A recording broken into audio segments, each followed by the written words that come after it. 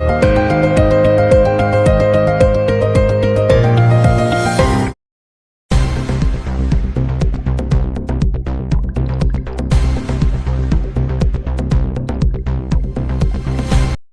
केला की तुम्ही डायरेक्ट त्या केंद्र सरकारच्या साईटवर जाता आणि मग तिथे तुमची सगळी माहिती भरायची.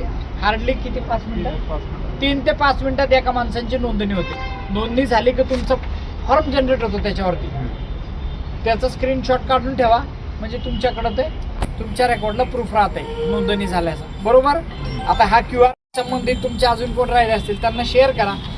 हा QR कोड आम्ही सगळ्या ठिकाणी लावून आलेलो आहे. झोमॅटो, फ्लिपकार्ट, स्नॅपडील, स्विगी, जे जे नाव मी सांगितले स्वतः मी जाऊन सगळ्या ठिकाणी लावलाय. किंवा जे लोक बाहेर गेलेले असतील, ज्यांचं आत्ता सकाळी समजा ज्यांनी डिलिव्हरी घेतली 7लाच निघून गेले, ते संध्याकाळी 8ला 9ला येतात, त्या सगळ्यांची नोंदणी करा म्हणून सगळ्या ठिकाणी आपण ते लावलेलं आहे. तुमच्या या साहेबांचाही मला फार मदत झाली, त्यांनी सुद्धा ऐकलेलं आहे.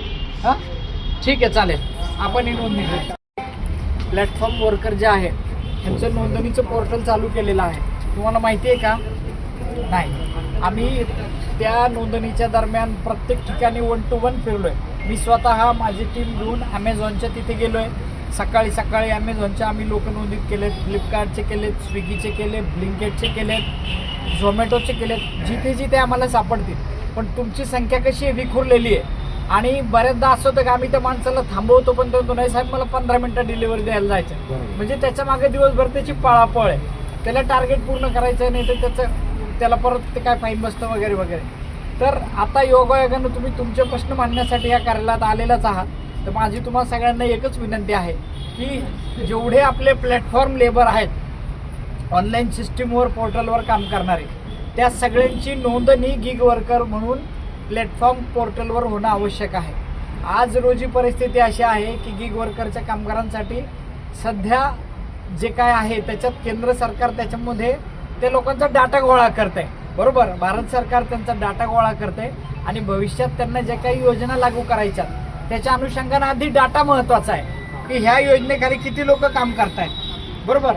म्हणून ती प्लॅटफॉर्म नोंदणी आवश्यक आहे. ॲज अ गिग वर्कर म्हणून तुमची नोंदणी आवश्यक आहे. तर माझी तुम्हाला सगळ्यांना हीच विनंती आहे, आपली हेअरिंगला फक्त वकील साहेब आणि 2-3 मंडळी बसा. बाकी सगळ्यांनी, आमची टीम या ठिकाणी तयार आहे. तुम्ही सगळे जेवढे राहिलेत तेवढ्या सगळ्यांनी गिग वर्करची ऑनलाईन नोंदणी करून घ्या. प्लस तुमचे नातेवाईक, मित्र, परिवारातील कोणी हे काम करणारे असतील तुमच्या संपर्कातले तर त्यांनाही तुम्ही तो मेसेज द्या, ते QR कोड त्यांनाही द्या. फक्त माझा विनंती एवढीच आहे की जे काम करतायत त्यांचीच नोंदणी करा. अदरवाईज उगाच तुमच्या गावातले 10 मित्र जरा घेऊन नोंदणी करून असं करू नका.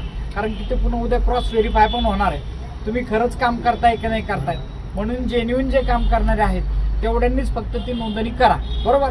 हे सांगायसाठी फक्त मी बाहेर आलो होतो. आता बाकीचं तुमचे जे काही हिअरिंगचं पार्ट आहे ते मी तुमचे कामगार प्रतिनिधी आणि अजून 1-2 लोक फक्त मध्ये या, मी त्यांचं काय आमचं जे चर्चा आहे तेवढी करतो आणि बाकीच्यांची नोंदणी चालू करा. क्लिअर? थँक्यू.